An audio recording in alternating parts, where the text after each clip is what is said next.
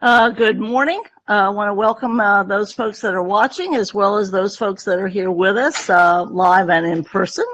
We are starting as a couple minutes late, but we're ready to rock and roll. This is the Cincinnati School Board's Budget, Finance, and Growth Committee, and we have a long agenda as usual, but a little bit more, I think, laid back than it normally is today. I'm hoping anyway. And lots of work to still accomplish. So we're going to go around the table. We'll start back there, Rob, our mastermind on tech. Lauren Roberts, Chief Audit Executive. Michael Guspin, Assistant Treasurer.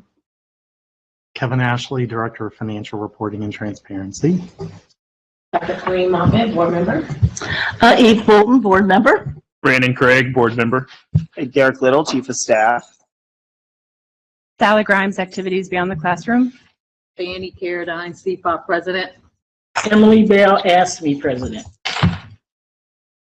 Thank you all for being here, especially on July, the month of July. Most folks, are kind of off or trying to take off, and we have these meetings in part because we still have a budget to process, if you will, and also many other things to consider. And so finance and I think ad hoc will be having the July meetings, and the other board committees won't be if you're used to watching on a monthly basis. It's not on the agenda, and I'm not going to ask for approval of changing the agenda. We don't need that formality today, but even though it's not on the agenda for the purpose of the public's knowledge, we will have Kevin present to us just the monthly finances. They're going to be monthly financials. They're going to be posted for you all to see and review, but Kevin will be able to tell us a little bit about any differences or nuances that we need to know. Sure. Kevin? Sure. Just kind of the big thing that you'll notice when you look at the comparison is our cash balance was down. For the year, our revenue was up over what we projected, which is a really positive thing. We hope that will continue. The other thing I did want to emphasize is that they are draft. There's some minor tweaks that may happen in closing the year. So that's why we did mark them as draft. Normally we're closed for the month and everything's ready to go, but just in closing out some of the grants through the end of June and that kind of thing, there may be a little bit of movement prior to that. So, and that's the key takeaway. In response to that too, we did receive our first property tax advance for the upcoming settlement. And so that was to the general fund, I believe was like 130 million. So that was, we get those checks twice a year primarily, but we were happy to see that come in the first couple weeks in July. And for the sake of the public, where do those checks come from? They're from Hamilton County, the county auditor's office, basically where the property owners have already paid their taxes prior to the due date. We have to specifically request those from the county, but they will go ahead and do advances starting July 1st. They've indicated we'll probably get 2 more small ones before they finally settle up in August. Okay. Well, we thank the taxpayers and we thank the county for being able to be on top of that and for us to receive. Any other items you'd like to point out regarding the monthly financials? I think we did add the preschool levy cycle slide, just showing where the cash balance is for that. Obviously, there were no preschool students in June, so everything that we reported in at the end of May is the same. So I think that's pretty much the highlight. Okay. Thank you. Any questions from committee members or administration or our faithful union executives? Okay. Thanks, Evan. Thanks for being here. Sure. And presenting. We're going to go to the first item on the agenda, which is something that I'm not sure, it might have been Dr. Moffitt, but I do know it was the treasurer, Wagner, that asked this item to be on. So if the administration and union and members can look at it, it's trying to put together something that Member Moffett put together and suggested, which are wonderful financial town halls, and we'd like some topics. If we have some suggestions, either from the union folks or the administration or board members. Kareem, can you kind of tell us that how many we have in a year normally, and a little bit about them so people know what we're talking about? Sure. We started those in the fall last year, and then we did them pretty much monthly, just Treasurer Wagner and myself. And then we added, after the budget came about, we added the budget chair, the Budget and Finance Committee chair, which is Member Bolton, and the superintendent to kind of help further explain the budget process and what was going on. And I think we started that in February. And then, so the topics have been, and I think very successfully, ESSER, an explanation of ESSER has been a really good one, because we can refer people back to that financial town hall when we spent a significant amount of time discussing it and explaining it. Another very successful one has been the title conversation. Many schools this year have inquired about the process and how can their school be a title school, and we've been able to give a brief overview of title funding and what that is, and the process, the application, well, the process from the government and where our schools stand with that. And then again, refer people back. Some of the, I think we should definitely do an ESSER topic. Again, ESSER 3 is the last of the COVID, people call it the COVID money, but its formal term is ESSER, or it's actually more formal than that. That's just what I'm gonna call it. We need to talk about what can be spent with ESSER 3. To clarify, I as a board member am not the most clear on that either. And so I think that would be super significant for the community as we wrap up about 83 million in ESSER funding. What can we spend it on? What have we proposed to spend it on?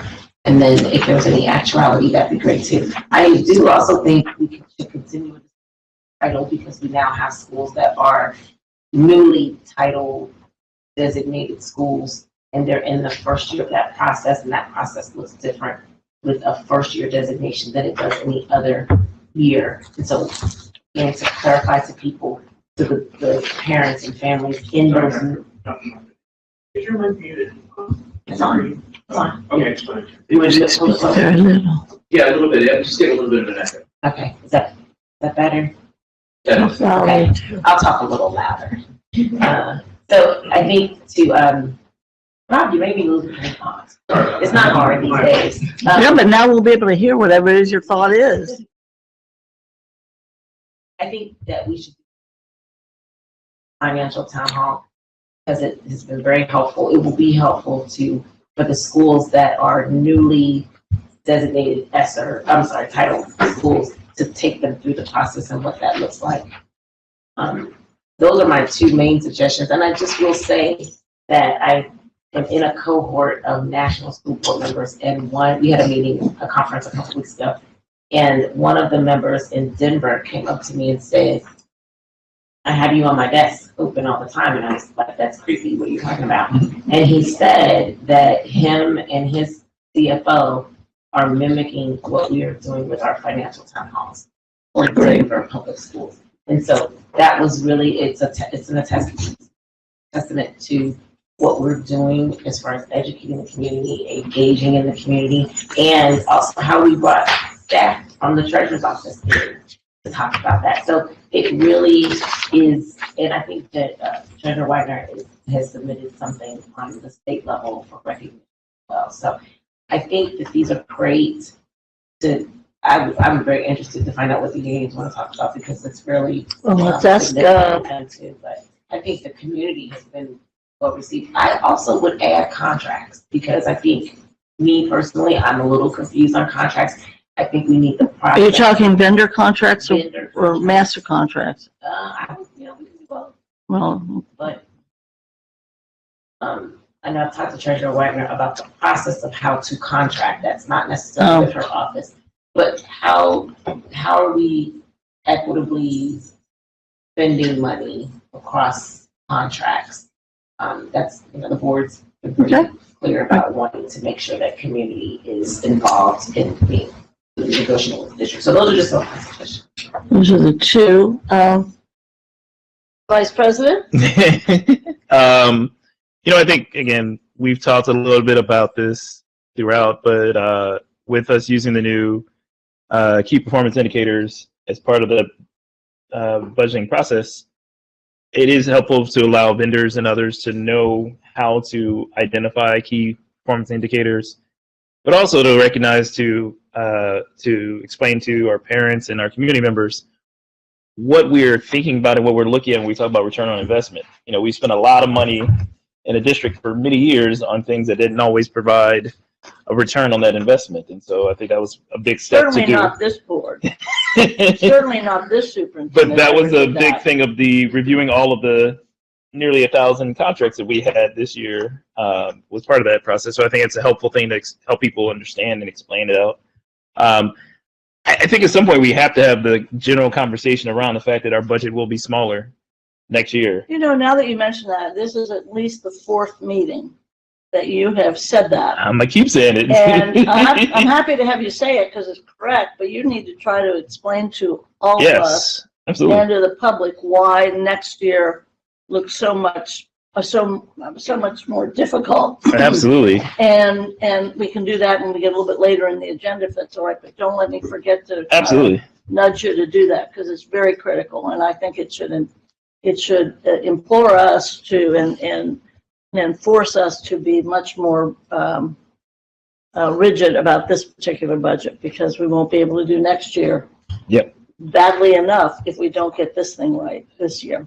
I think one other one, and it's one that I know you have been really focused on, is how do we decide as a board? And I think in some ways it'd be also listening to the community direction on this, but what's the best way to reinvent or rethink about how to do our facilities and meet our facilities needs? Because there's multiple different options that we can utilize, and some have better chances of being successful than others. Mm-hmm. But I don't think folks always understand what it means when we do these. Because if we talked about one at the last board meeting, the board business meeting, in there are a few different versions of it.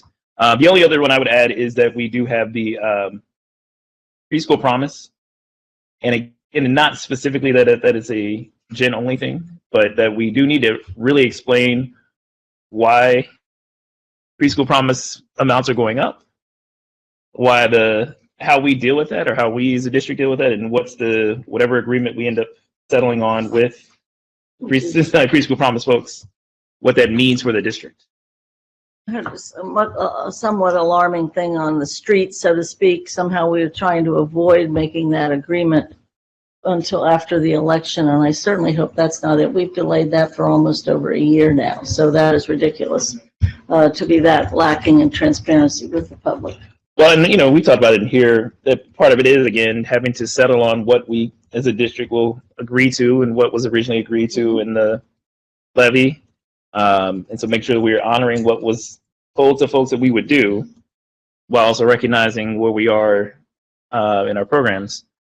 But I do think, again, I think it's a reasonable thing also, because I don't know that everyone actually understands how our budget is set up with regard to preschool promise. I know I've heard a lot of folks just, kind of assume that we pay for only CPS folks, or it's, only one spec or one side. And so being able to explain that in a way that makes sure everybody understands our involvement in our role and what our commitments were. And as Kevin raised in the monthly financials, and I think Kareem mentioned 3 months ago about the need to start talking about whether or not what kind of renewal or expansion that would be. So those are great topics. Any other topics from the administration, from our audit executive, from our unions for topics for our financial town halls? Administration, or from ABC, or kind of representing other partners, things that you think the public would like to hear? We good?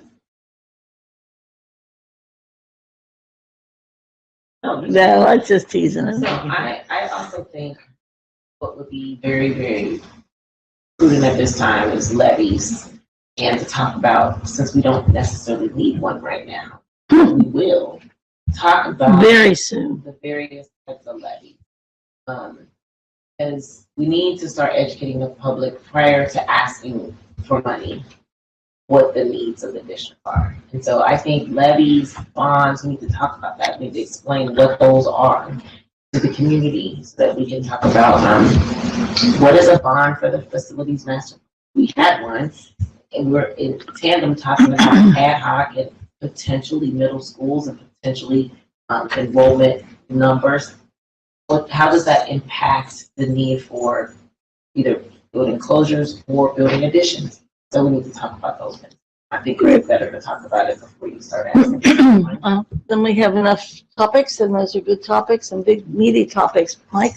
So I just want to say there were a couple of original topics. Yes, go for it. That Jen put out there. Just wanted to, one of them was, kind of a kickoff to the fiscal year 25 budget building process. Okay. So do that, September, October. And then generally maybe the 5-year forecast. I think Excellent. that's a fairly detailed thing that I think people get some interest in because it drives some of our decisions. So Excellent. I would add those. Thanks for adding those. Appreciate it. Yes, go for it. I just have one. Sally? You turn the mic off. Oh, see, I never do this. I wonder if it might be beneficial to talk to the public about how to donate to CPS. If people were interested We're in always supporting happy to do that. either to CPS or to a partner that could get to CPS, how that Sure. would work. Excellent. Any others? Okay. We'll move on then to number 2, and this is not a long discussion one, but it's a topic that came up, I believe, at the audit committee, and I think I brought it up, so I'm not trying to make it sound like the audit committee thought of this by themselves, but they didn't, whistle me down or anything. This is the discussion. I think it's important talking about the number of contracts and whatever has been mentioned earlier, even today. Discussion and review of vendors new to the district for FY23, and that's something I don't know if we make it an assignment or whatever, but something that I think I'm interested in. I think would be beneficial for all of us as we adhere in policy about our vendor policies and what have you. And it basically the sub questions that I heard were how many, in what areas of expenditure, and does it meet these new vendors? Do they meet new policies, and what's the average length of those contracts? And it has 15 minutes there, but it certainly shouldn't take. It's not going to be that. But I think the wisdom there is I don't want that to be seen as some a criticism or an inquiry, as much as very frankly the whole contract piece that is such a part of us. We have hundreds, thousands of these contracts. And I think it's important, as we had a new administration come in, I think it's reasonable to expect that we would be talking in terms of different vendors. We have an established vendor list that is approved. We also had the superintendent help us look at those sorts of things that we could do where we are combining with other districts, those sorts of things. So I think that would be useful for us to be able to talk about that. I don't think that's hard to run, a list of who are the new vendors, how much money, where are they from, are we meeting the stipulations that we need? I'm sure we're meeting the RFPs and all that kind of stuff that the audit chief, executive, or whatever, would be interested in. But I don't know if other committee members had the same interest, or if this is something. It seemed like there was some interest among the audit committee. I don't know. Yeah, I mean, I think it's a fair thing to kind of look into. I know one of the things that we, when they reviewed, I don't remember, it was like 900 contracts or whatever it was. Then we came back and learned, we have new contracts. That's right. And so on some level, it is a good thing to know, okay, are the new contracts coming in under the same scope of what we were asking of all the existing contracts? Are the new contracts in areas that we weren't currently having folks do work, or are they replacing spaces where folks were removed from doing work. So I think it's fair to ask. Right. Yeah, I completely agree. And in fact, I'm going to also share that I think this sounds a little deja vu-ish because we asked for this months ago. And so I think that I know that I thought we've had this conversation in wanting the new vendor information in comparison to exactly what you described, but they should also, what was their KPI? Like, what was their justification for being? And then they should definitely have absolutely no problem showing, demonstrating that they are able to meet the needs.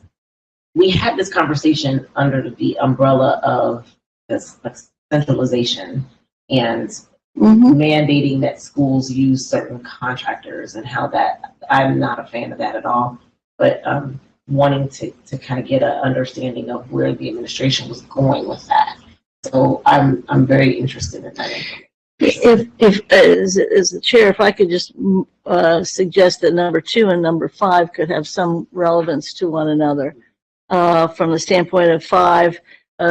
And this goes to what you both just said, as what's the standards what are the standards of measurement and expectation are we applying to these new? I mean, there have been some new contracts that have been rather hefty, and they are vendors that we may not have been dealing with, and I think that's great. I mean, I would expect a new administration to have different perspective or, different evaluative process or what have you, but since we have invested so much board time, administrative time, and indeed partner time, our partners and our vendors have spent time dealing with us reviewing these contracts. There's been great consternation about it and great, is even alarm.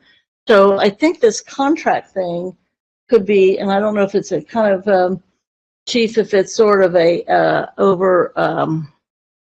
if it's multiple parts, but a review of the contracts, which we guys have done, which is super, but a review that's pertinent to the new ones and where the direction we're going. Help me out here. Let me just tell you how I would love to see it, and maybe that would fit within a description that you can share.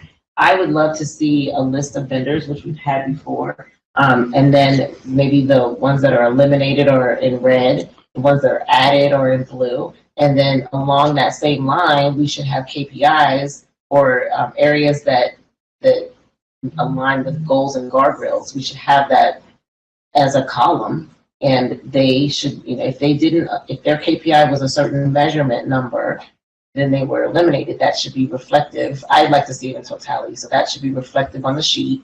And then if the new people coming in, what are they tied to? What goal or guardrail are they tied to? And then what is their KPI? Now, me personally, if I see a KPI, I'm just going to throw a number out. If I see a KPI of a 6, but I see in red that someone had a 6 and was eliminated, my questioning goes to why was that contract eliminated? And they said that they met the goals and guardrails that the board established, and then others weren't. So I don't want to see it patchy, because when I see things that are disconnected, it doesn't always make as much sense to me. I can personally disaggregate the data myself. So I want to see for this particular year a list of contractors, vendors. I want to see the measurement standard that the administration and the treasurer's office used to justify either elimination or retention. And then I want to see those that were eliminated and those that were added, differentiated on the same sheet.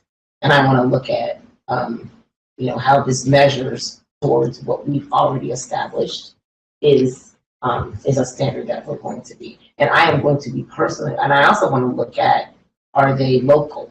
Are they women-owned? According to policy. According to policy. But we've already established those things. So those things should be able to be extracted from and put onto one spreadsheet. Hang on, just put onto one spreadsheet. So I think sometimes we get things in pieces, which is problematic to me. Because if I just get a sheet and say, okay, well, we took everybody off. No, I don't want to see it like that. I want to see it in totality for this particular year, because I want to understand. It hasn't always been. So I don't know if that helps you. But I think on one spreadsheet, we're already used to these big old pieces of paper. So well, it's this Bolton special. I that maps. I I don't. I'm a hard copy kind of girl. But since we have them, then add a column on KPI, add a column on how that's reflective to the goals and guardrails that we've established. It doesn't have to be lengthy. It could either be color coded by goals and guardrails, or if you want to do it that way, I'm happy to support, but shouldn't have to. That's how I want to see it. I was gonna, and definitely correct me if I'm wrong, so I'm gonna lean to both of you all. I know we have been able to produce the list of contracts with their current KPI that they put out as their key performance indicators. If I'm not mistaken, though, we didn't have necessarily KPIs from previous year for every vendor because it wasn't something that was always asked of every vendor.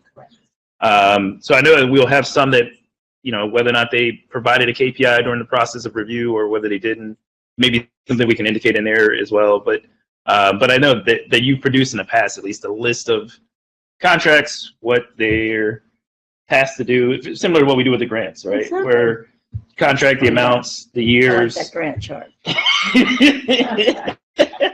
It's one of your favorites. And then yes, what their measurable results is supposed to be. I didn't know if they're, and I guess Assistant Treasurer Mike. Yeah, let me jump in there. And I'm kind of sad that Cody's on vacation because Yeah, we're in his wheelhouse. We're talking about his wheelhouse today, right. but it's July. Well, It's July, right? You're gonna Exactly. relay Of course. some of our discussion, obviously, with them, and I think it's great that we have somebody that's focused on that, because there's the amount of money and also the amount of PR, the amount of economic development or lack thereof in our own local communities, or our reach nationally or internationally as to with whom we're doing business. These are big things, and I think over time it becomes sort of perfunctory as to who was getting what contract or who wasn't, because when the board gets too involved with it, then people say, you're in the weeds. You know what? Yeah, we are. And we might bring a weed whacker. Or we might just prune some. I don't care, but the millions and millions of dollars that have an awful lot of impact as to how people view us. Yes. I know it's part of the issue. Mike, do you have any? Yeah, so to address board member Craig, if you remember last year, we kind of gathered KPIs mid-year, so that was, the Colorado kind of just started and we went in and gathered KPIs as part of Cody ramping up his work. And we've continued that for this year. So all new contracts, we're working through that. I know Cody's put a lot of time, he continues to put a lot of time into training folks, just to work on improving the quality of those KPIs. So like you said, Dr. Moffitt, to be more aligned with measurability and then more aligned with, the district's goals and guardrails. So.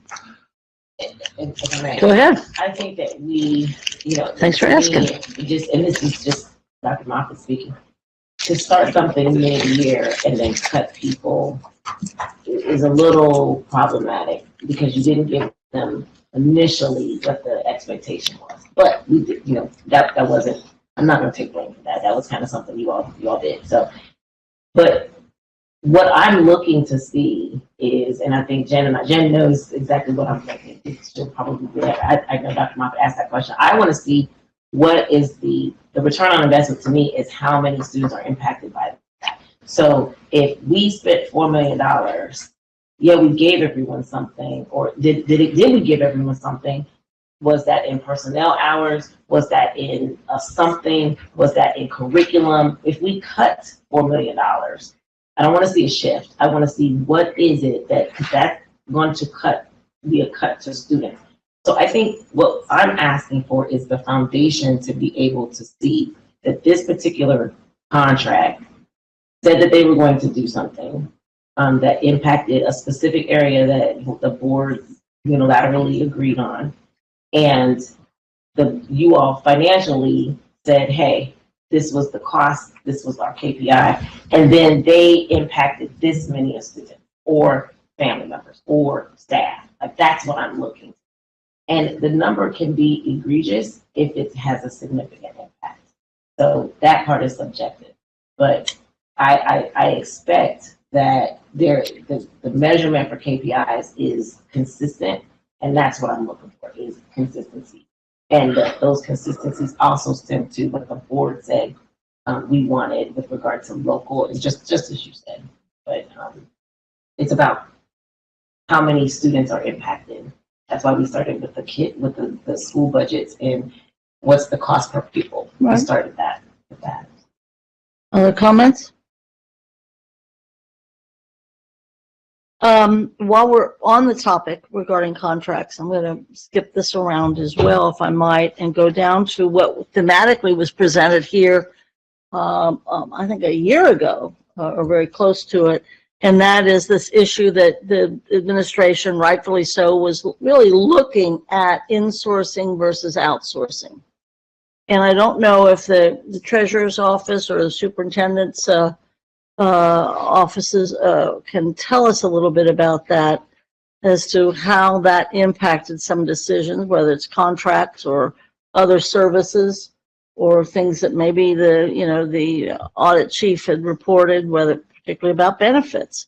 I mean, what has been the discussion, if you're able to tell us, and any of the results about that theme of things that need to be outsourced? And I know our union folks always get worried, rightfully so, about outsourcing. Does that mean you're taking jobs away from somebody or not? Or is it a service that's being outsourced? Or are we, or frankly, I can think of maybe one or two examples where you've been insourcing and getting rid of some of the outsourcing. Yeah, well, let's hope. I haven't seen my buses and vans yet. The committee, Yes. call center. You have a single thing. Government name only. So that's right. I'm ready to invest in that. But tell us on either side of the room if we have some themes about outsourcing, insourcing. Yeah, Chair Bolton, the first thing I would say is that's an ongoing review and conversation. And as y'all discussed for the town halls, looking at the fiscal 25 budget, that'll continue to be a part of the conversation as we think about the budget a year from now, certainly as ESSER is no longer part of that portfolio of funding. Member Craig just gave an example with the transportation call center. That's an example of where we're insourcing that moving into the school year. There's been some smaller examples of that in the IT space where we're insourcing some tech support on that team. Larger topics of insourcing, I think, are really going to be examined more in the coming school year. So this isn't the end of that conversation. It's really the beginning, but we are looking at how do we take the most cost-effective approach. And sometimes that is just staffing and doing that directly.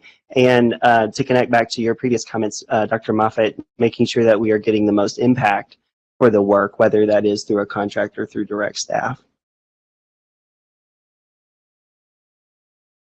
I was gonna say, I know one of the things that we talked about during the previous discussions about this last year was both also looking at whether or not we're getting the value, but also there are some things that if we control the work so much so that even if we had someone outside doing it, legally they're considered an employee under labor law, then there may be some justification. There may be some questions as to whether or not the best method is to use this service, use an outside service to do certain work. And so I think the fact that there's still the committee that is reviewing those things, that are still looking at those things, is important. Because there are a lot of things like the call center where if we are going to kind of define so much of the work anyway, it almost doesn't make sense for us to have an outside vendor doing that. Similar, I know you've been pushing for things like the crossing guards to come back into the district, and I think that's something we always can think about and consider.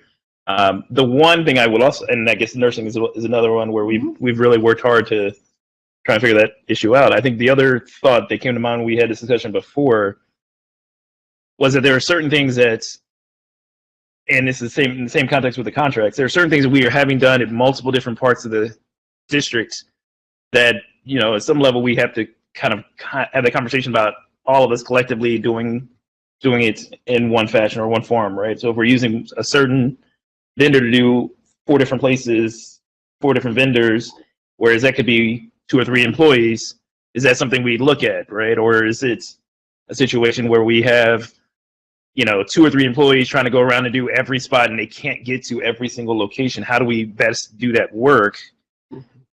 That's something I think that I appreciate if you all are having that conversation, doing that review, that's a good thing. And I just think maybe getting an update from time to time as to how that review is going and what type of things are being modified. You know, we have the example of the call center is a great example of insourcing, but I'm sure there are others that are coming up throughout those regular discussions. Well, and remember, Craig, you just gave a good example with the crossing guards. The other thing we're considering is when our outsourced partner is no longer interested or able to continue that work at the level that we would expect. And, you know, the superintendent in one of the board business meetings made this comment. We are actively engaging with the city on conversations related to the future of crossing guards because they acknowledge that may not be the best fit for them moving forward either. So that's an example of where it's not just us reviewing, but some of our partners are also engaged in that conversation differently. And that would be my fast dial. I wouldn't wait for the city to tell me. It's like when I was a recorder and I would leave and go do something else. And I said, if so-and-so comes in and wants to resign, say yes while I'm away. Well, if the city wants to get rid of the crossing guards, when you think what we could do is, and here's part of the insourcing piece for me, is the discretion you have of that person's time, or building a real school community around that crossing guard. That crossing guard would, be part of our family. That crossing guard could also be a para. That crossing guard could be a part-time bus driver. You could make a full-time employment. I mean, there's efficiencies to this. And I know it's old school, and I know we went through about 25 years in the whole world where everything was outsourcing. This way business would do it. Well, frankly, I'd like to expand the family when we can and have more of an opportunity, because that would also help us with our recruitment of all of our employees. It's not just about recruiting teachers and administrators around here. We need to recruit everybody.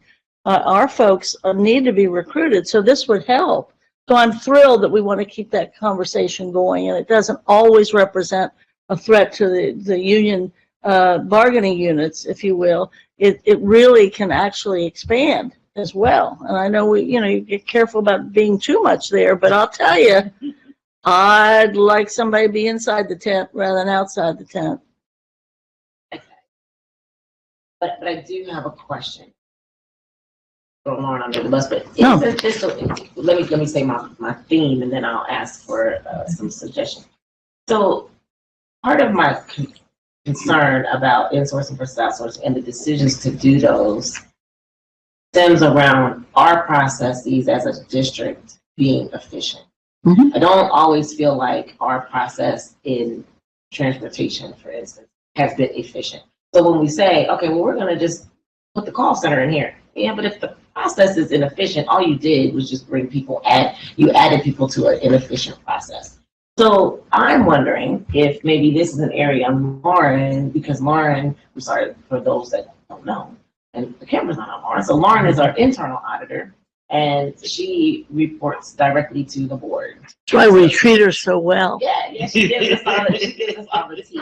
But I'm wondering if this is an area that maybe, because you've been looking at processes, so maybe this is an area, insourcing versus outsourcing, that you could work with administration on regarding the efficiency of the process. And I know that transportation was one area that you already did a report, but I'm wondering if this is an area with regard to contracts as well that we could have you look at and report to the board about efficiency.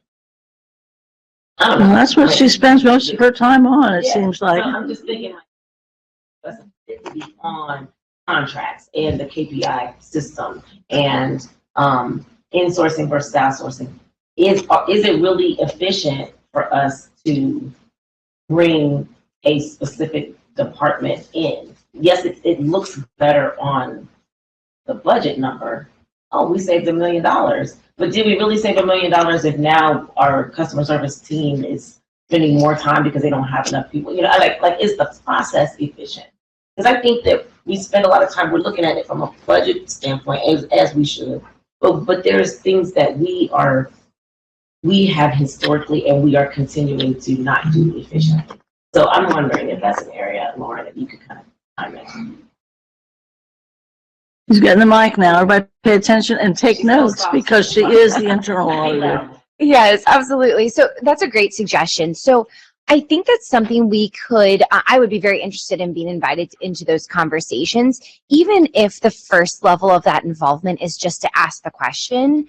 Okay, we have this pro and con, so to speak, versus insourcing and outsourcing, but like you said, do we have the infrastructure in place to do what we ideally need to do, and can we support those true returns on that decision? So that would be something our team could very easily hop into and be a part of that conversation. And we've done some work over this past year, as we reported at the last audit committee meeting, with the contracts management ROI. And I think that could be a nice build where we could further that conversation and really just ensure that that's part of the thought process, which I'm sure it is from the management's perspective, but just to be that outside group to question and say, okay, what does that really look like, and what kind of challenges may we, not anticipate when we're thinking through this at a high level, but when the rubber meets the road, do we think could be some things that would be a true challenge in realizing those savings or efficiencies? I think it's a great idea, and I would be supportive of it only because I have such complete confidence in Lauren understanding the division. Because the person that's got to watch it can't be part of the development.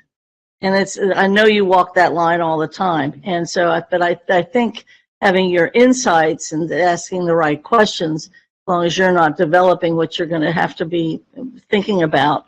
But I think that would be useful. I do continue to be concerned that the things that are mentioned by the chief executive audit person, well, however that title works, I can never figure that out,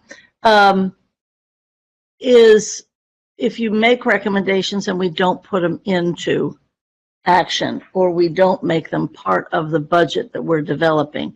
Hopefully, as we look at looking forward on 25, that we start to look back and see. It was a great list that you produced of recommendations. And by God, make the recommendation, but then have confidence that somebody's going to do something about it. It's just sort of, it's a CPS thing.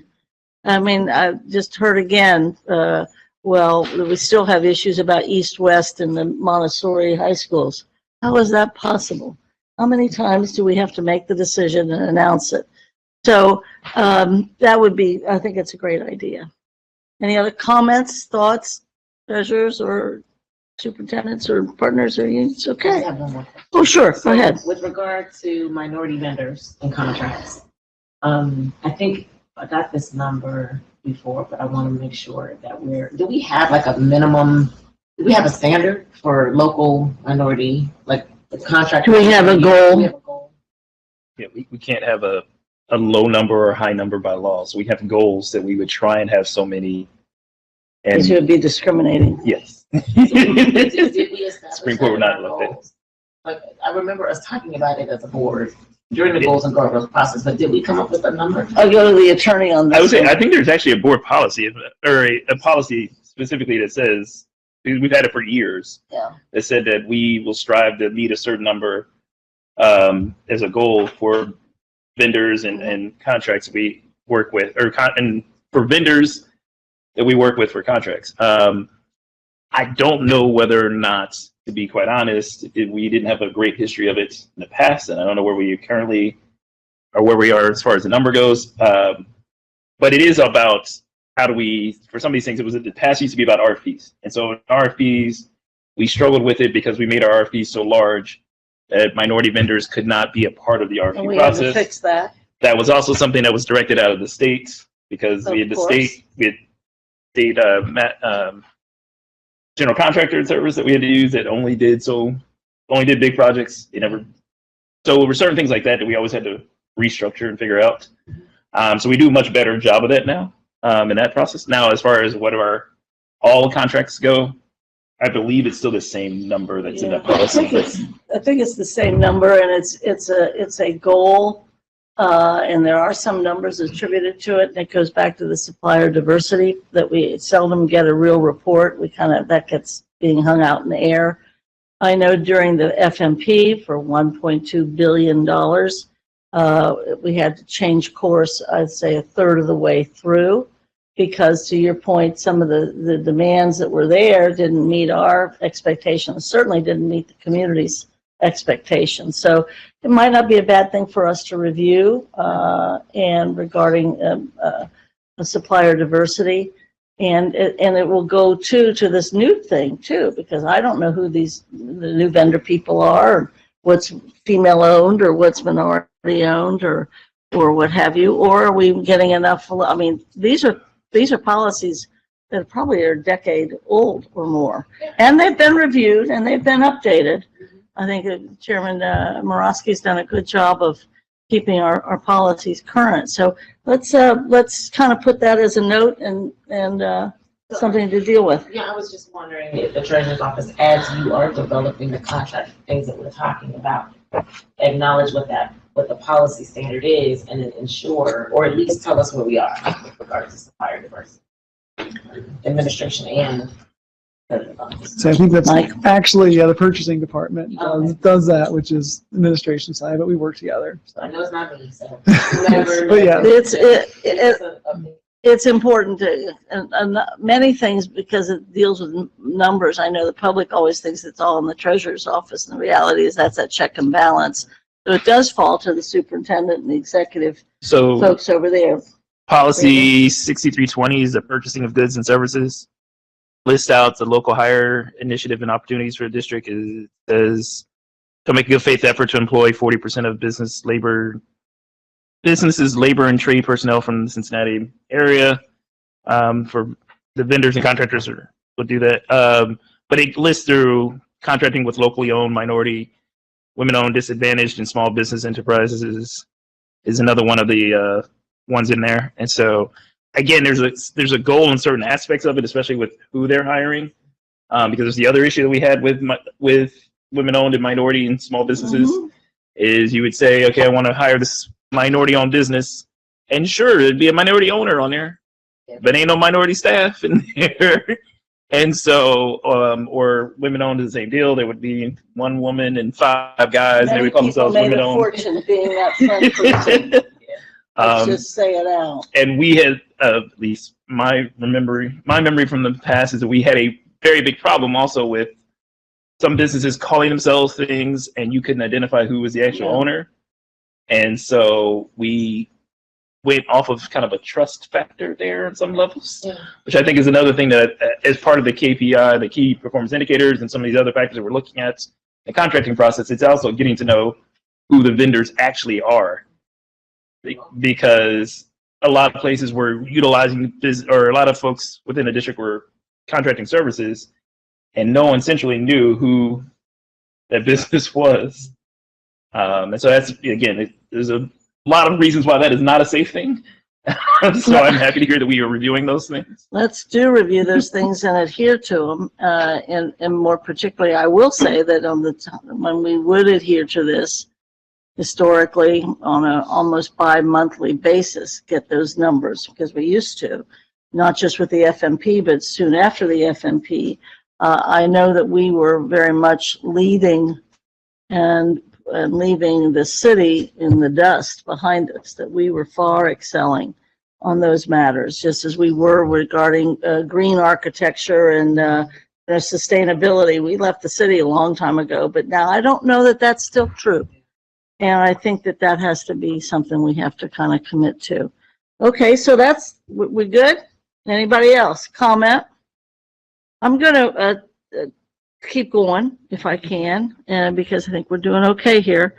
If I could, before we review the 717 board budget update, because I know we have some questions about that, I do want to see if the administration has any kind of insight, or if board members have any insight regarding the expansion and the increased amount, the growth, if you will, of the 3 or the 4 departments that we mentioned here on the agenda. And those are the Department of Student Services, Transportation, HR Talent, and Curriculum. Those seem to be the ones that I believe that the superintendent had mentioned, and the treasurer as well, had been some of the bigger growth cost centers. Is there any insight that anybody has? Have those 4 departments gone through? I don't even know if department's the right word. Those 4 cost centers or whatever have gone through particular review regarding the size of those budgets, and since we're not done yet with the central office, these all fit within the central office purview. Can you update us a little bit about, if you can, any of that information for those 4 cost centers? Yeah, sure thing. To start with, these 4, like every other area in the budget, has gone through multiple rounds of really line item reviews. So that's part of how we've made the reductions to get to where we are at this point, is looking at prior year budget to actuals. What did you say you need versus what did you actually spend? What are we needing strategically moving forward into this school year to be able to meet our obligations to students? So that's true for these 4 and all others. For these 4 in particular, for the DSS, Department of Student Services, there is another follow-up next week to go further into that.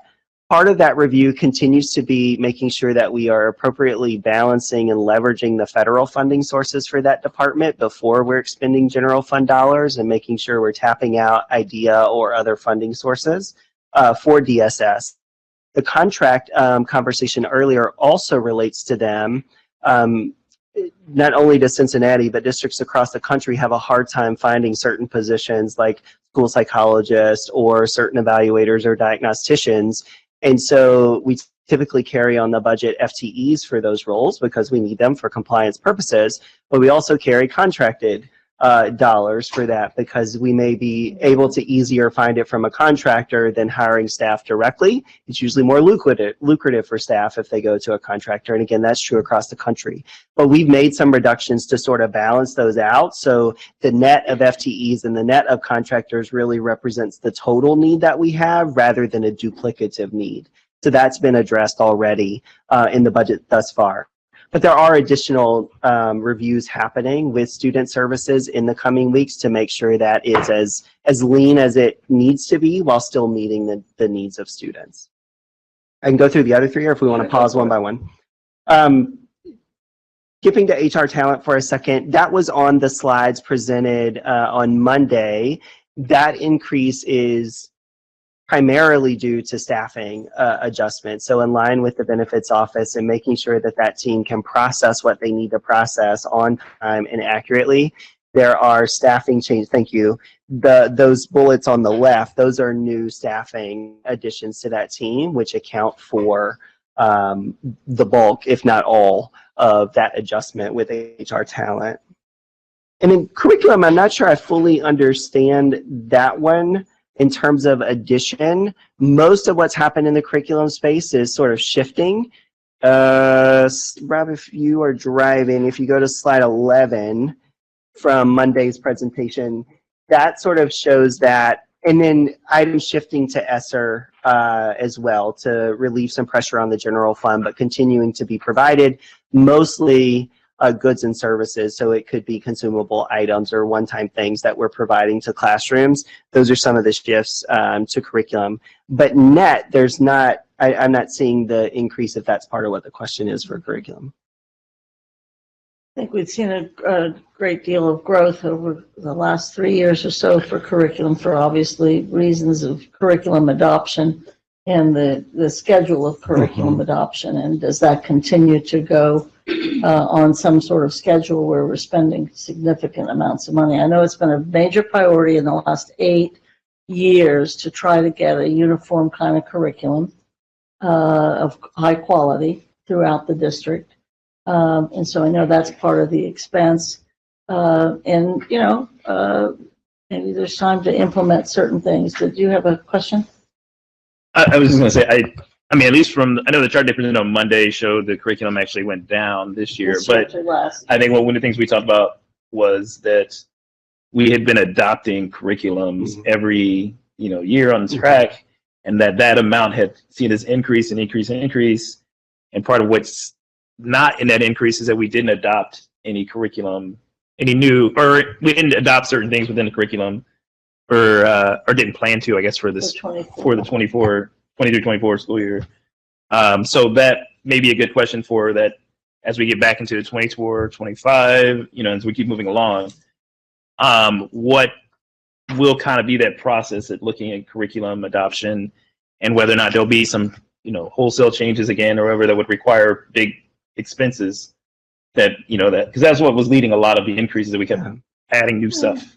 I agree with that, and I think part of the problem too is kind of old school, new school. I mean, just how many books do you really want to invest in? And then let's face it, curriculum's going to be under assault from the people in Columbus. We're trying to be Florida light regarding curriculum in the state legislature. And let me tell you, that state legislature is modeling itself after that Florida legislature.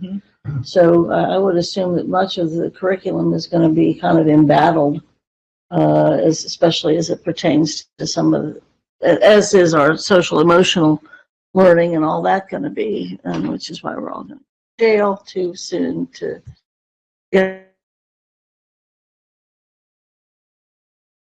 ready. Expenses and growth. You said jail, I just kind of. We're going to be there. You know this board.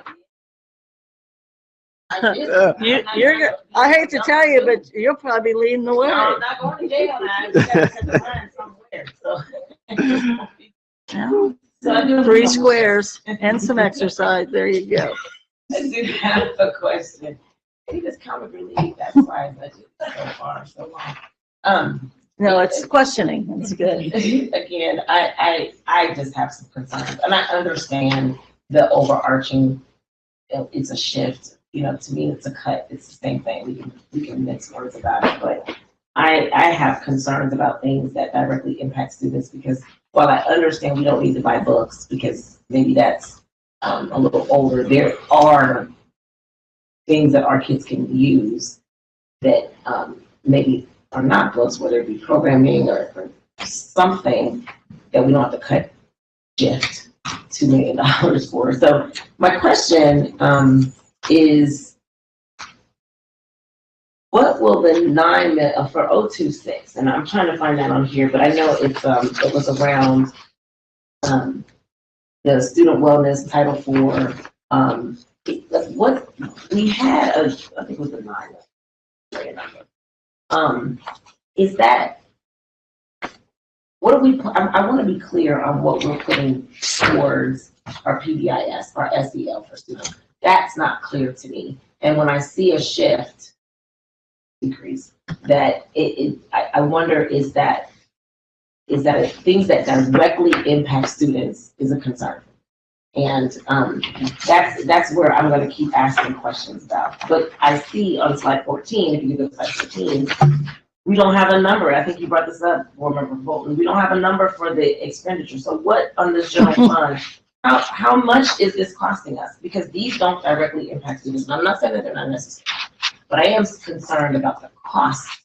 And how much is this the 5 positions there for us to be efficiently trying to get to students? Because those positions don't impact students directly. So how much is that costing us? A few things to respond to a couple of comments that were in there. To go to the new school, old school thing for just a second, publishers have not made electronic resources cheaper than printed resources. So there's not really a cost saving as we move to digital text or digital libraries, those sorts of things. They were very savvy to make sure that they still got to collect their money. So that's not a budget efficiency, even though it is sort of a change in practice and in how we use things. To the 026 question, are you talking about budget unit 026 with positive school culture? Yes. Okay, that is on page 13, and it has an increase, but the vast majority of that $9.5 million are school social workers. So that's an example of where you've got folks in the field on the campus, but they're budgeted back to the central budget unit. So that doesn't represent any extra service.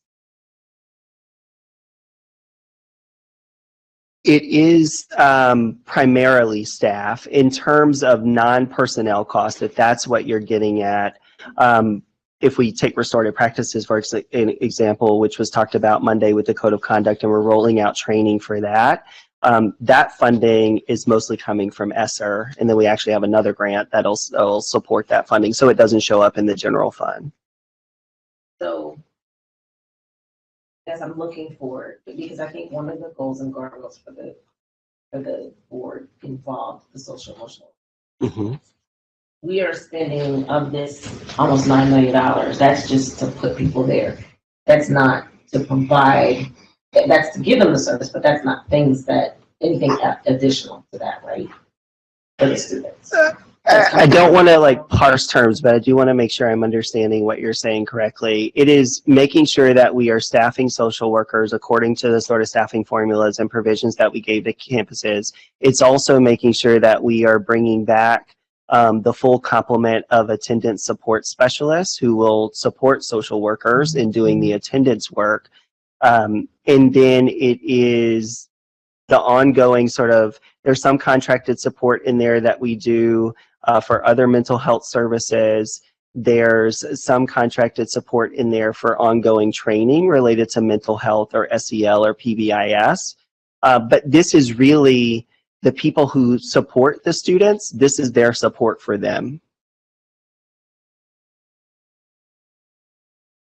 It is, yes, yes.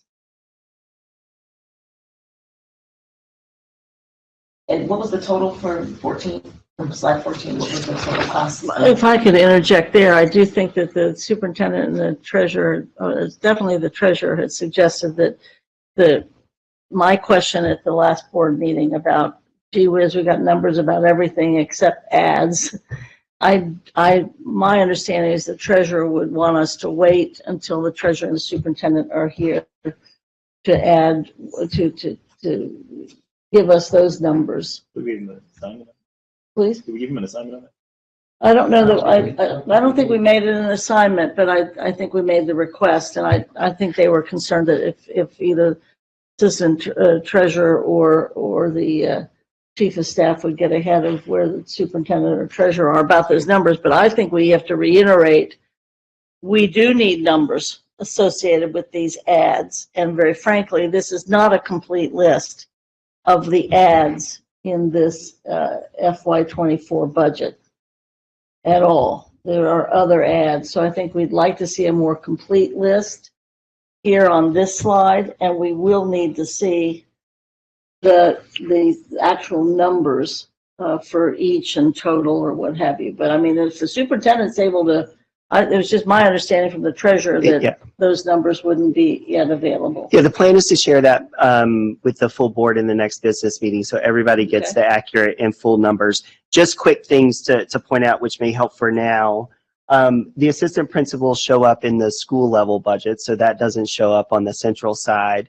The other bullets there on the left are in those respective central budget units. We talked about HR, which again is the bulk of that increase, so that one's sort of obvious just given the delta there. And then the transition advocate and one manager would be in those two different budget units. And then member Bolton, I think from our perspective, this is the complete or near complete list of ads. So if there are others that are missing, it would be helpful to know what those are so we can include them.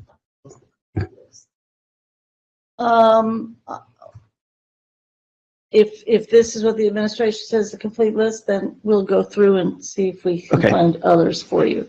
Because part of this complete list, though, is the idea that it's not, this has been a continuing problem to determine new positions in the last year and a half.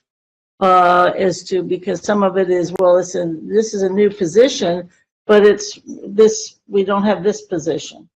So there's been that discussion. I am not convinced that this is a complete list, and I don't know how we, short of board members, go through each and try to figure this out. But if this what the administration thinks is the complete list, I'll accept the challenge. Thank you. Yeah, and I would say this list represents completely new FTEs for next year. So like these bodies and these positions and the budget associated with them did not previously exist. Right, but they might they have new titles, but I think we do need a complete list, and I think this is one of the things on the agenda, not to belabor it, but the idea of what are the actual complete additions to the FY24 budget. This is what the whole board, finance may be interested in that, I don't know, but I know the whole board, the people that aren't on finance, what they ask me is, what have we added and what have we cut? And they want to see a list. It's the other four people on the, we get enough numbers, I think, and we do the best that we can to get as specific as we can. But what your full board wants always is, what did you add and what did you cut? And tell us to the nth degree, because, for example, as we just witnessed in one of our schools, cutting one of the part-time kind of positions, whether I think it was the career position, may have cost us a football coach. If we don't know down to, and people, if I go to Kroger's, people actually are much more likely to ask me about the football coach loss, if you will, than they are about other stuff. Or how come you don't have enough security people at a particular school? Very frankly, that's what the board gets confronted with. Then this big picture of things, you know, we do kind of the big picture thing here, but the reality is it's those smaller impacts that have we get challenged on. I thought the presentation by the Woodward people was absolutely excellent, and whether it was asking the questions and demanding certain things of us, or whether it was their history piece or asking about security, we probably, if there's some way to do that, it would really help the transparency, and I think it would really help the full board have a better understanding. I mean, your last people you have to worry about, frankly, are the three of us, more so than the other four, because the other four want the stuff that we don't always talk about, and they want to see that picture. So maybe that's where I'm talking too much on this, but I think a complete thing of ads, if this is it, okay, I'll accept that challenge and see if I can find others, but the complete ads and the complete cuts is what the full board wants to see. Am I overstating that from the four other people? I mean, at least three of them ask me that all the time. I think the difficulty in this, though, is that, so we have new positions that are added that are positions that are wholly new. We have positions that as a board we directed that at some point had to go away because of they were sponsored under ESSER and some other different different things that the district couldn't support. And so how we transition those folks is maybe another part to it, because in some ways, to be real, we talked about this in Budget and Finance several months ago. There were positions that people were in that did not match to what the work they were actually doing ever was, and needed to be addressed in some ways as well. And so I think there is this wide range of things where both new positions, totally new, there are positions, there are people who have moved to new titles to either accurately reflect what they're doing or to keep them employed within the district when their position that they were in is no longer something we were carrying on. And then there are those folks who their position and them were their position was removed and ultimately they did not stay within the district, or positions were vacant and we decided no longer to fill that position. And I think that's a fair thing to ask for, kind of that breakdown. I think the confusion a lot of times gets into the middle section, right? So the positions that were either vacant that we decided no longer to fill, it's an easy one to put together, that chart. The new positions that we have that were never in the general fund, that are now added to the general fund, somewhat easy to understand as well. And I think that's the other part to it, is what are the things that are in the general fund versus other things, that other grants and whatnot. And so maybe giving some of that direction as to the general fund positions that we will be responsible for, or positions that could come back to the general fund at the end of September of 2024. Right, which is part of the problem with 25. And the only thing I'd add to that too, and it appears here in I think the agenda too, is how are we carrying vacancies? Vacancies have been a way that we've carried money. And the reality is, you know, how many are we actually filling or not filling, or how much of it we're using for accounting purposes? versus where are we, you know, I look back, 8 years ago, 9 years ago, I found terrible, found some interesting papers and charts and whatever about the security assistance that we had per school. And this is almost a decade ago. We had more than we had now. This is interesting. So those are the things that, I mean, we have to really talk about this a bit, but except where you are. Green? So I just want to say that, you know, Dr. Little, you did answer the question, but you answered it in words that were different than what I think Member Bolton was asking. So these are newly added positions. But what she's asking, and I think we've asked before, I've heard you ask this multiple times, just like you said, what is been cut and what has, you know, like, it's really simple. What has been cut and where, and what has been added. That is different from these positions are just newly added positions, and they are just newly added positions, but that's not what the board is asking for.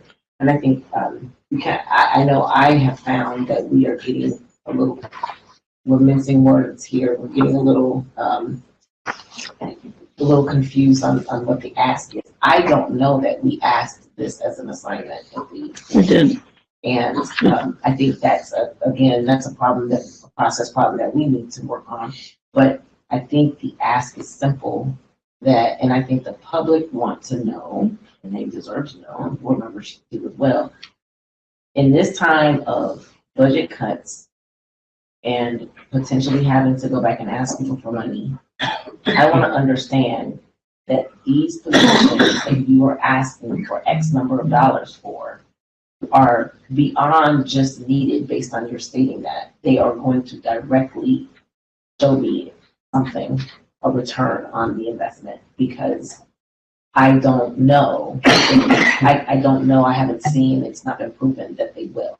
And there's a constant, for me, it seems as constant ask for something new on a global level to the board, but it has definite impact at the school level that we're not being able to control. That you brought up a perfect example, cutting a career specialist from schools that are using it in the correct way has been detrimental moving forward to at least one school. Because while some schools have not been using it in the right way, according to the reports that we get, and then therefore the need to cut it, there were schools that were doing it right, and now they don't have the benefit of what they need. And so that's going to directly impact students. So looking at it at a global level, because the impact is too great. I think we need to look at things and not only ask the right question, but have you all understand what we're asking for, because I don't think that's been very clear either. What we are actually asking for is, and again, on the same piece of paper. I don't like seeing this is on the presentation in July, and then in August we'll get a whole other piece of paper with something different. On the same piece of paper, on the same chart, tell me what has been cut. Tell me what has been added. I want to see the numbers, and don't tell, for me personally, don't tell me it's a shift. That doesn't help me out, but I want to see it in totality, and I think that's what they're asking. Well, while we're on this subject, and it's so important, and the work that everybody's trying to do and getting done and whatever, and I'm glad we're having this delayed before the final budget. And I know that's a hardship to the treasurer's office and to the administration, but you know, we have to face the public, and we have to be able to say, you know, we're confident about this. Maybe while we're here, can we look at if board members have any questions about the 717? Because I'm going to basically say we're going to want to, I have confidence that we're going to get the numbers about the new ads. It wasn't an assignment, but I took to heart that the superintendent and the treasurer at least nodded and whatever about that. So I'm okay with that. I don't believe this is a complete list, but that's my problem right now. I do want us to go through that one page that I did call the Skyline Chili. what was it called? Where they place the baseball up on the big jumbotron, and you have to follow the ball. Is it going to be underneath? Is it going to be the 4-way, the 5-way, or the 3-way? Well, that is how this sheet from Treasurer Wagner was presented to us in its slide 5, Johnny Bench's number. And I will tell you, I just want somebody to go through that in a little bit for this old person in slow motion. I don't want you to spend 10 minutes. Don't need it. I just need it to be longer than the 45 seconds that Jen gave it. So we did talk about it with the treasurer. Good. Just to kind of break it down a little bit, hopefully. Yes, to help me out here. But certainly if you have any questions, I'm not proud. just ask me. One of the things looking at the 23, so it says estimated actual, that's prior to close. That's what we're looking at for the current year. So what was on the 5-year forecast, revenues and expenses and fund balance versus where we ended up. So that's the 612.6 is general fund expenditures plus advances out to the other funds. That's included in there. When you look at 24, so my understanding is, and I hope I get this right, the original budget target was 588. There was an agreement to add 20 million after the state budget was approved. So I believe our new target is about 608. And so she noted at the bottom there, budget of 608 plus 12 million in advances. So we always project that 12 million of year-end advances to cover grants. This year it was actually 13.3. Last year it was 19.4, mainly because we had a lot of ESSER activity there. Am I doing the spaghetti done for you? Okay. You're doing great. So anyway, to simplify, the 620 is based on the 608 target, the revised target, plus the $12 million advance. You do see a revenue increase from this year to next, which is essentially the $20 million that is projected in the state budget. So what we're anticipating there.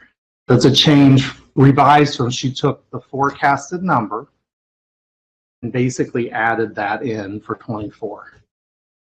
When you get to 25, you'll see the revenues go up an additional 10. That's based on a couple things.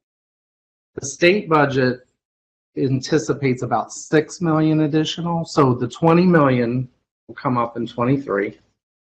We'll get that in 24 plus an additional 6. So based on the state's projections, you'll see that 6 million increase. The forecast, going back to all the elements that go into the forecast, there's a tax reappraisal.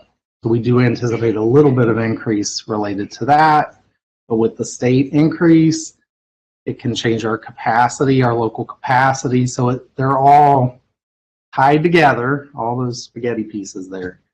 But this is based on our current, so it's a revised revenue number of 607. The 633, the reason that's going from 620 to 633, return of Cliff is part of that.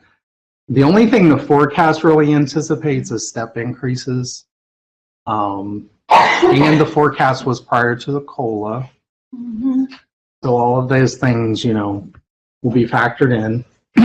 For 26, again, we're looking at what we think our revenue targets will be with the new state budget, the change in appraisals, et cetera. The expenditure level there is simply based on what was in the forecast.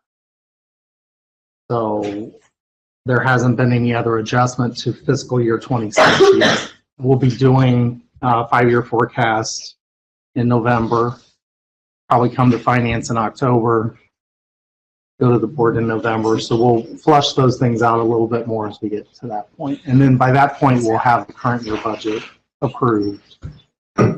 And so anyway, the key thing I would point out here, ending cash at the end of that 3-year period that OD looks at on the forecast given all these factors, would put us at 14.1 million. So still positive.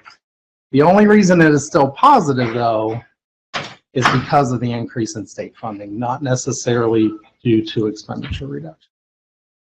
Questions about this sheet? This was very helpful to me. I just have a question but the 20 million that the state allotted, which they did that so that they could do universal vouchers to screw us off in that other area. They gave us all this money temporarily, or just at least for this year. Accurate. Right? 1 year while they rob us for decades. Okay, just so we know it, and now there's a bill pending to have public dollars be developed and spent to build facilities for private schools and charter schools. Because they finally realized that, hey, guess what? There's no facilities out there. Oh, well, we'll have to build those for those folks too. So we get one little pittance, this 20 million. Now, I'm worried that we've used that 20 million to address this year's budget. So- Is that, I mean, that's the concern I have, knowing what the nightmare next year is going to be. That was just my reaction from Monday night. And I don't mean to belabor it, but this was very helpful what you just did. And yes. Can I, and maybe Kevin, you can answer this. The way we're forecasting, though, that 20 million becomes the steady amount, the new amounts as the base level. I think the intention of the state budget with the additional phase-ins, et cetera, and since some of the other proposals didn't occur, fortunately, we're using the House version versus the Senate version.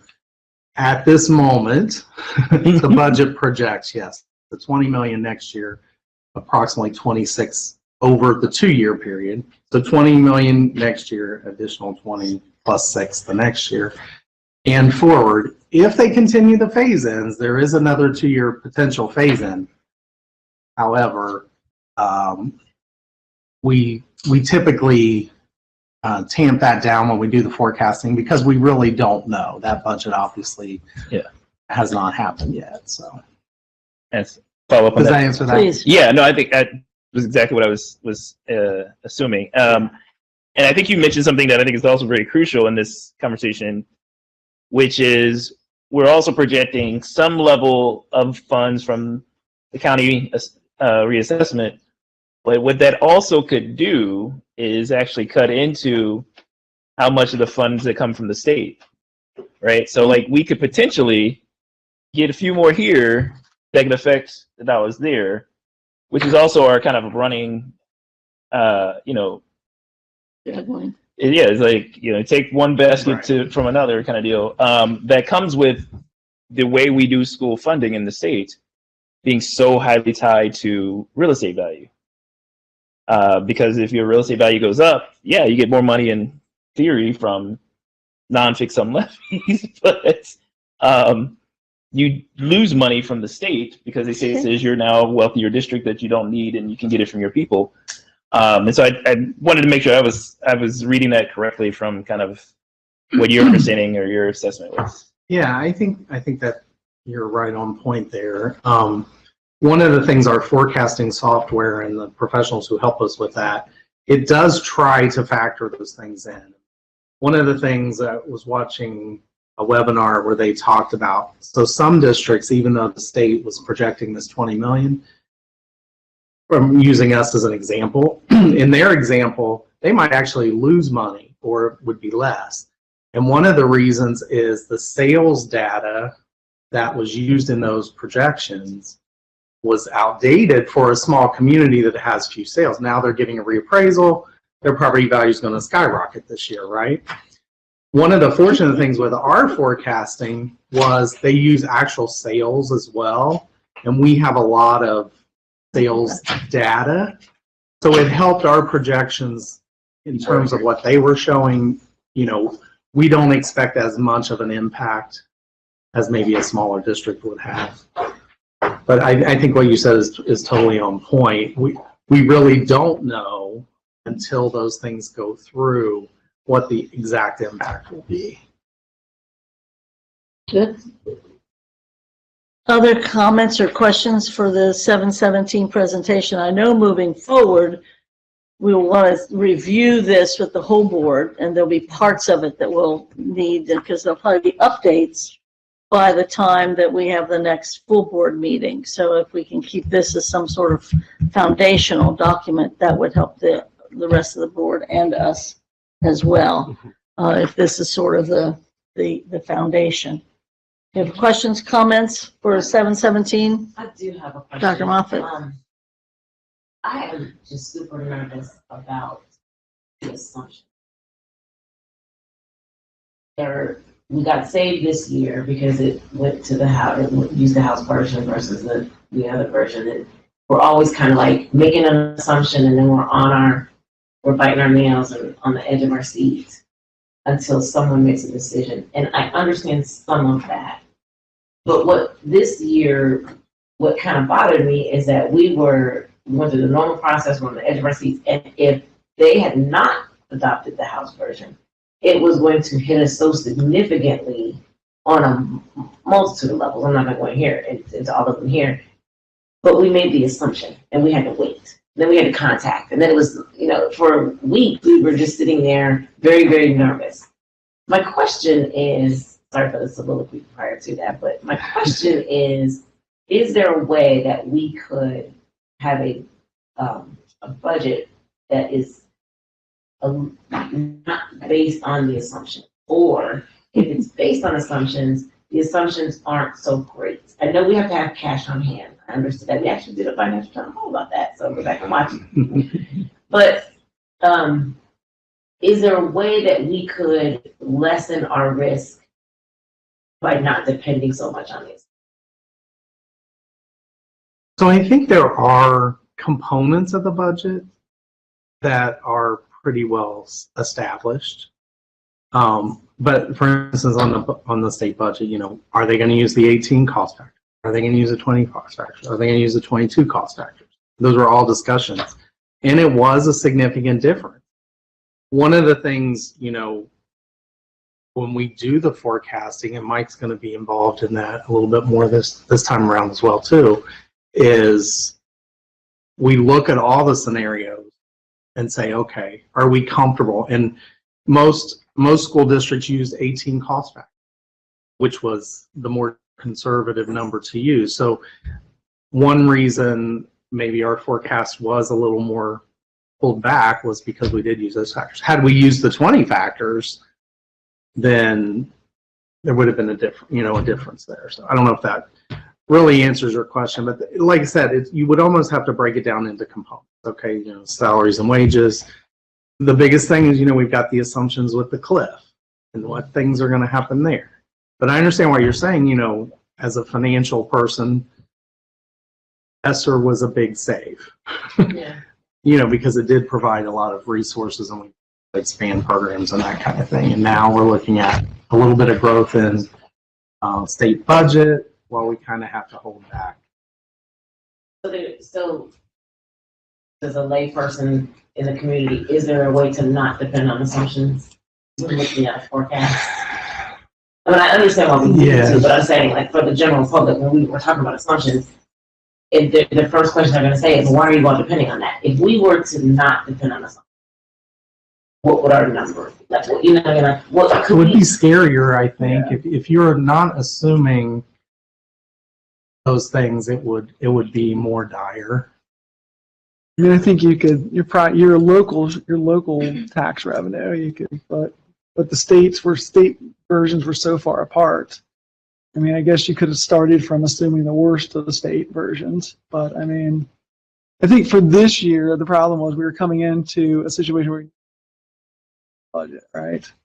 And so we could have started with the worst case scenario. I think that would have been more painful, right? To say, here's the worst version of the Senate version. Here's what we'll get. And I think that would have been obviously tougher to find cuts and to find reductions to get there. So, luckily it's a biennial budget, so I mean, next year is a lot closer, but then we go right back to it for the fiscal year after that. I mean, we're even kind of having to make assumptions just for this current year budget. I mean, it's, you know, are we going to be able to fill all the positions? You know, how are things going to play out with transportation, other things like that. So we're talking, you know, 1 year versus the 5 year, certainly with the 5 year, we do focus most of our time on the 3 years because we know there's at least 1 or 2 more state biennial budgets that are going to be in the 5 year period, plus a 3 year reappraisal triennial update. So in short, I think it is hard to get away from. Are there other reviews from 717 except that we want that to be the fundamental foundational document as we start with the whole board again? We good? I have if I could look at the agenda, I think we're doing pretty well. We've sort of done that review of that presentation. I'd like to make sure, because I'm very unsure all the time about this. This last document that we got, ESSER 324 draft budget, we got this on Monday night. Is this the current working list for ESSER? And Yes, what yes. does it mean that we still are trying to spend how many millions of dollars or need to or want to?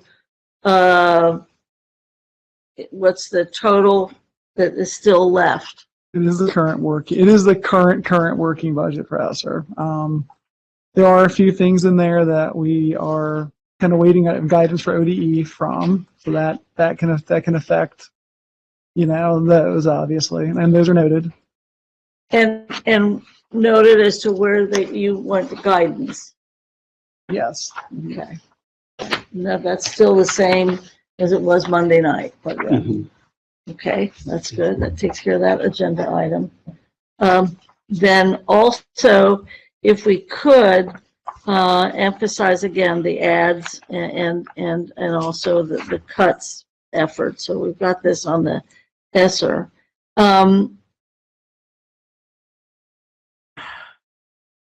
How much money still needs to be cut from the central office budget? Since fortunately or unfortunately, it was stated on Monday night that schools have been held harmless. And we needed to say that in a way that people would better understand it. That means in this last go round, schools have been held harmless. Because in the initial part of this, of when you all were doing the school budgets, there were some schools that did take cuts. Okay, and some schools that didn't. They got more money. So it was that held harmless just meant in this last effort where we're concentrating on central office. What still needs, do we have a slide? If we can go to slide 8. I was trying to think of Slide 8, Robbie. So right now we're sitting at the 621 million in the middle of the slide. To get to the 608, we're looking for another 13. 3 million of that 13, we still think we can move to ESSER because there's 3 million of space there. And then the other question mark, which is shown on slide 9, is looking at encumbrances from the fiscal 23 school year that actually end up not being needed. That would shift funding into this fiscal year, which could be used, which could be somewhere between 6 up to the full 10 million that's left. So that's part of what we're looking at, in addition to still going through central office budgets to see where we can make further reductions. So besides what you just mentioned, the last 2 items you mentioned, we're still looking, as the slide said, a need for $13 million cut out of central office. From the general fund. From the general fund money, okay. And we are not necessarily using ESSER monies to balance the budget. But instead they might do that, but that's not their purpose. Their purpose is to supply a particular service for 1 year only. Because we're facing the future regarding facilities and levies and what have you. We have a lot of work to somehow do. Okay, question. what is the 3 million? Go to the next slide. What is the 3 million, that's coming out of ESSER? That's to be identified. So remember, Bolton, you just asked this question, and I don't think we answered it. But the ESSER budget for fiscal 24 is about 115 million. Right now, we've identified 112 million in expenditures on the massive sheet. So there's still 3 million of additional expenditures that we're looking to identify and move over. Right. And ideally, those are one time, like you Yeah. said. Well, there's a one-time expenses that. And I think too, again, for the full board, besides wanting to know what's cut, what's added, the other thing that the other 4 members ask informally or personally is how are we spending ESSER? I think in terms of Mrs. Jones is very interested in that ESSER expenditure. So these are things that you all believe may need to be spent or could be spent of the ESSER dollars. But we may or may not agree with all these, and you're seeking guidance on some, or you're seeking guidance on all. Where are we? Or they've already been allotted, and what's still left for us to say no to? Anything? Go ahead. I was going to add, and I know you mentioned this, or I know one of you all mentioned this, in the kind of conversation around this, though. The ESSER budget for fiscal year 24 is, so it says about 3 million, but there's included within that things that we are still waiting on guidance as to whether or not they're permissible. Yeah. They're permissible to be included within ESSER, which will, to some extent, affect how we are able to do our general fund budget as well. And and I think this also goes into why this is such a difficult thing when our state does not work with us, but also just puts impediments into how everything is done. But to Board Member Bolton's question, though, and I think maybe this is the additional thought that I know some of our board members have also expressed during our general meetings or business meetings. When we get to some status of we now know what we can do with our ESSER funds, and we have allocated, we have to have all of it allocated by June of 2024, right? June 30th of 2024, and then spent by September 30th. Are we confident that what we will have within a reasonable time frame before June, know what that is all has been allocated, how it's going to be used? You know, I guess kind of what's the time frame we're looking at to know that? Right. Because I think that's the other part to it is bringing that to the board for our approval requires some time for it to actually then be done by September. Yes, I think there's a commitment from both teams to really tightly monitor the actual spend, right? I mean, this is definitely the use it or lose it, and so I think we've really committed to making sure throughout the year our spending's on track, right? And so if things aren't happening, getting done that we have allocated, we bring those back, to the board and say, hey, we thought we would do this, it's just not happening, but we want to spend the money on something different. I know Dr. Moffat hates the term shift, but a way to make sure that we spend all the money that we have. And some of the stuff that is ESSER spent, which would be 1 year only or whatever, versus again, and I'll keep saying it, transportation and construction. I'm sorry. I just think that because there are limits how you can spend dollars in construction or in whatever. Whereas some of this stuff that is being spent on ESSER could very easily, I mean, not easily, but could be allowed to be spent for instructional purpose. That would be okay. I mean, there's limits as to what you're allowed to spend general fund dollars on and what you're not allowed. It's not just that the ESSER has certain criteria. For example, what can you not spend general fund dollars on? Is there anything? Food's a good one. That's one that comes up all the time. There are some restrictions. Yes, I mean we actually have a whole document of the things. Generally it's least restrictive than your federal grants, right? No question about that. For sure. But there are certain things, that operating dollars, maybe that's the way to phrase it, as to what you can't spend operational dollars on. I mean, does that impact, as you look through that document, that impact the choices that you're making here on ESSER? It doesn't really impact the choices on ESSER. No. So I mean, if there's something that could be delayed, or if we don't think this is important, or it could be delayed to the next year, it doesn't have to necessarily be ESSER dollars. It could be some other dollars. could be. Okay. I'm just trying to get Yeah, I that would say, clear. I think what Mike is alluding to is things that are unallowable, like don't meet a proper public purpose. Those Yes. things obviously cannot be spent out of the general fund. But the board can transfer or advance money out of the general fund for any purpose. So essentially, once it moves from general fund to a restricted fund, then it Yes. has to be spent for that. For that. purpose. And as we look towards whether it's the COPS, which I do think we're going to end up having to do in some way, shape, or form, or whether we're talking about going back to the public, those things will be restrictive in all Correct. likelihood and not Yes. be spent necessarily. I mean, there's permanent improvement, there's also bond issues and whatever, but we need to kind of be aware of what we would be allowed to ask for based upon what we could actually spend it on. Yeah, so like for a COPS issue, the debt instrument would very specifically outline, at least if it's for building improvements related to a building or purchase of a building, those kind of things. It would be, yes, very restricted. Other questions about anything before we move to the next to last? I think the last. We've been assured that this is the working list for ESSER. We've also been told it's still the 13 million that's going to be coming from central office. We have this discussion about adds and cuts and what that means.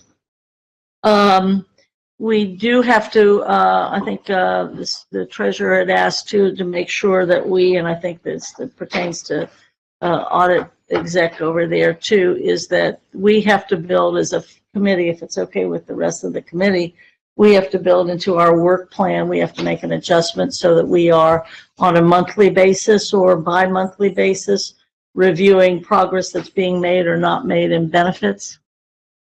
Yes, thank you for mentioning. So dating back to our May audit committee meeting, one of the commitments that was made by the administration as they spoke about the accountability aspects of the benefits audit that our team performed was the suggestion by administration, and I think the agreement among finance committee members and audit committee members, to have our benefits team report directly to finance with progress and notable accountability measures, so to speak, as it relates to those recommendations that came through. So I think it would be a great next step perhaps for Superintendent Wright and her team to come up with a plan for reporting to the Finance Committee about those benefits recommendations. So will you carry that back Sure will. to the superintendent? And again, I don't know about the additions in HR, but the additional positions don't look like they have anything to do with benefits. There's one that is. Is it one? Yeah.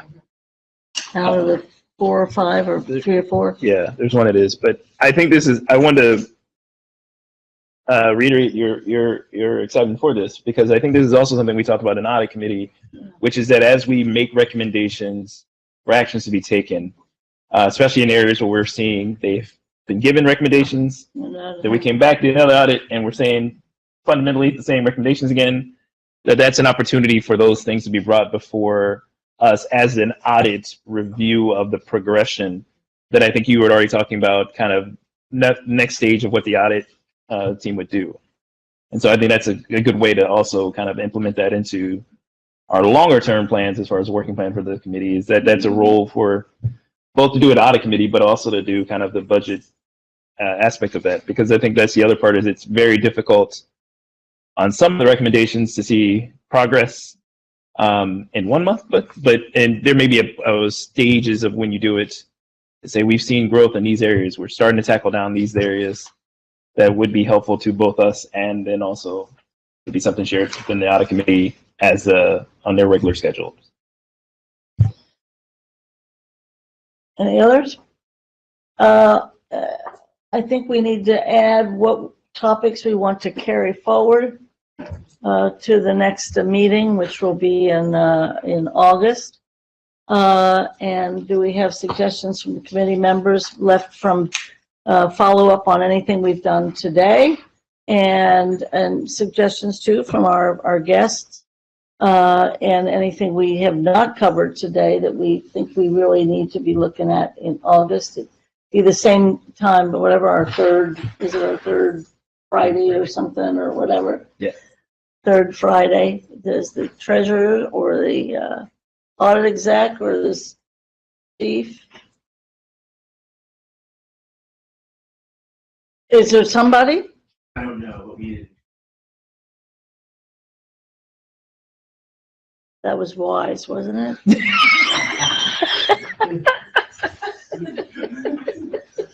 My public's here, it's right over there. Yeah, do we have someone? Okay, all right, well, we will share that. Let me get this list for sure. I was just gonna say, I think some of these items will get covered at the next business meeting. And so I don't know if there is What are they? Like for instance, the list of and the ESSER funds will probably cover the next meeting. So I was thinking, anything that is is there anything that we would be still needing to bring forth before the final approval of the budget? Because I believe the final approval is scheduled to be for that second meeting in August, right? To go for the larger board. And I didn't know if there's anything else that needs to be presented through here. I think the ESSER piece and the add and cuts would make sense as to what people would be needing to have some comfort level before they vote, especially seeing the next 13 million that's I was going. gonna say, I didn't know if that last 13 million that needs to be Very kind of budgeted good. out needs to be something that comes before here first. I think that'd be great. I think it should.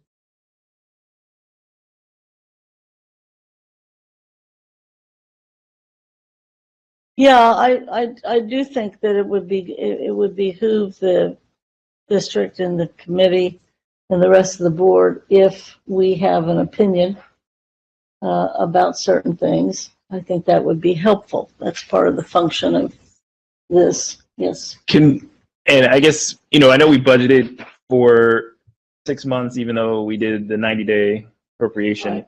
but I think it'd also be helpful to explain once we had passed the budget what those next steps look like to address the 90-day appropriation.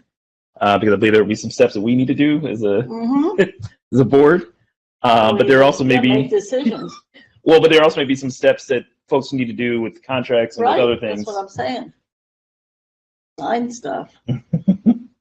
So needing to do how we would do that transition, if we are fortunate enough to be able to pass the budget at the second August meeting.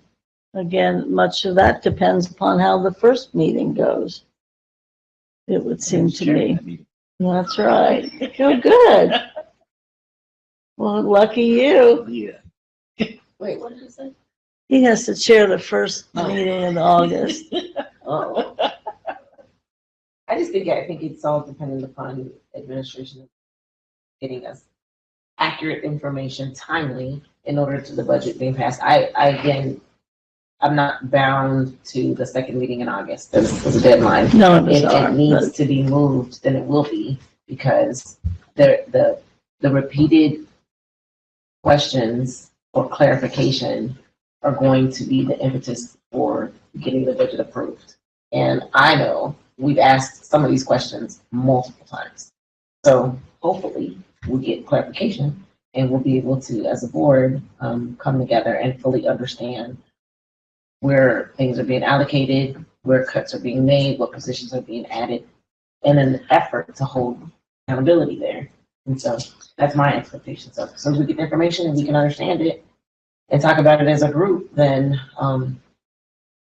budget pass. I think too I think that's right. I think the cuts and the ads, we focused on most recently, obviously, because central office, and that's where the focus has been. But again, is in order to prepare for that first meeting, it will not be a bad idea to talk to the board about what were the cuts and the ads at the schools. And I continue to be a person, I argue with the treasurer all the time, and she usually gets the best of me on it, but I'm going to maintain, when you look at the charts for load bearing, and I know we love our formula, but all you have to do is look at the personnel at every building, and you see the amount of people that are employed at each school that are not necessarily load-bearing teachers. That's how it gets funny with folks about class size or whatever. And I know our formulas are only emphasizing load-bearing, and I appreciate that. It's not the classic teacher student ratio that people used to use, or, you know, everybody, even if the bus driver came and got some coffee, they used to count him as somehow part of that calculation. But I'm serious. I gotta tell you, I do think if you showed the community the number of teachers, and this does not pertain to just support staff and the numbers of support staff, but the support for, to your point, of Kareem, about support staff for students. That we have to have some serious discussions about the costs, and I think the thing that we wanted to be able to do and carry this forward, or back to superintendent, and she's heard this a couple of times now, I do think as we look at this next process, and I know the treasurer's committed to it, is focusing more and more, instead of here's the schools and here's central office. I think there's a great emphasis and interest in focusing, here are the schools. And that we really be able to drill down the dollars based upon the schools. Because it gets too confusing. These people are assigned there, these people. I think people want to be able to see that. I think that's an issue of equity.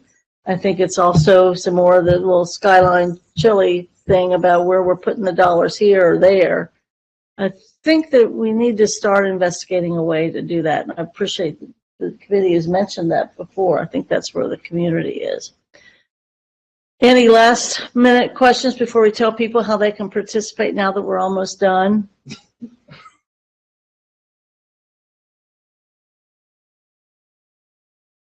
We good? Rob, can you see if anybody's interested? We have Michelle Dillingham. What's Michelle want to do? I just invited her in. Great. Let's say how she can do it. She's gonna If you're give a interested in tell, I'm speaking sure. today, please click the hand icon and we will ask you your school association, your name, and your association to the community. And we'll invite you in. That'd be great. Waiting for Michelle to connect. We good? Good. Thank you. Michelle, please feel free to accept the invite, Thanks, Kevin. and then as you transition over. That chart is really crazy.